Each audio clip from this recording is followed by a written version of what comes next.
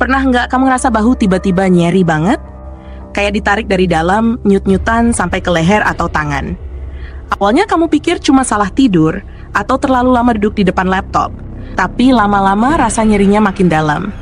Dan setiap kali ngangkat tangan, rasanya seperti ada yang menjepit dari dalam otot. Itu bukan pegal biasa.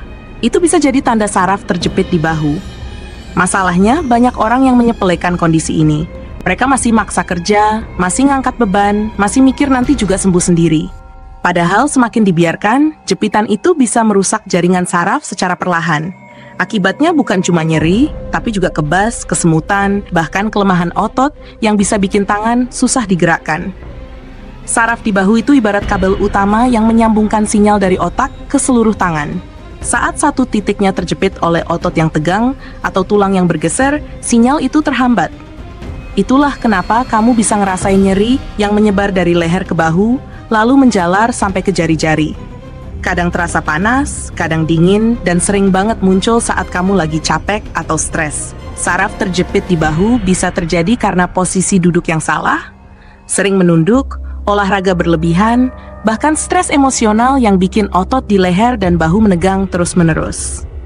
Dan menariknya, ini bukan cuma dialami oleh orang tua. Banyak anak muda usia 30-40 tahun yang udah sering ngeluh bahu berat dan nyeri tajam akibat gaya hidup modern yang serba duduk dan jarang peregangan. Kalau kamu ngalamin hal ini, jangan buru-buru panik.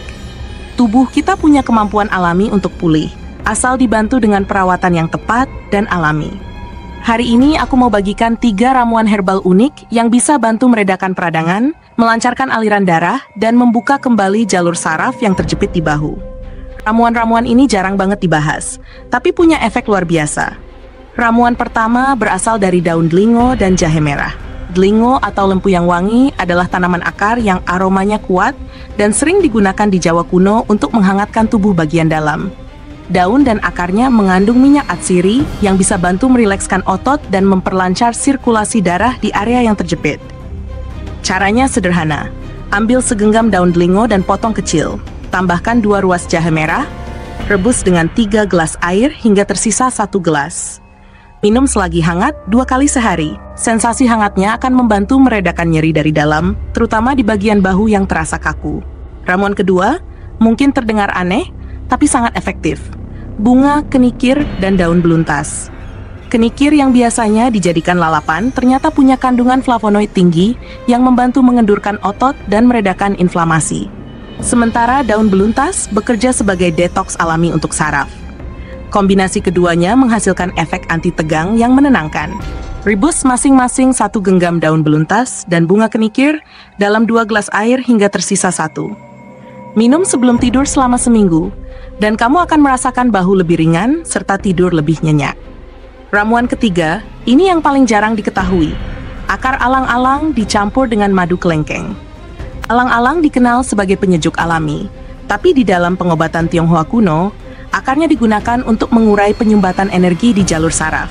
Saat dikombinasikan dengan madu kelengkeng, madu yang sifatnya hangat tapi lembut, hasilnya adalah keseimbangan sempurna antara relaksasi dan perbaikan jaringan.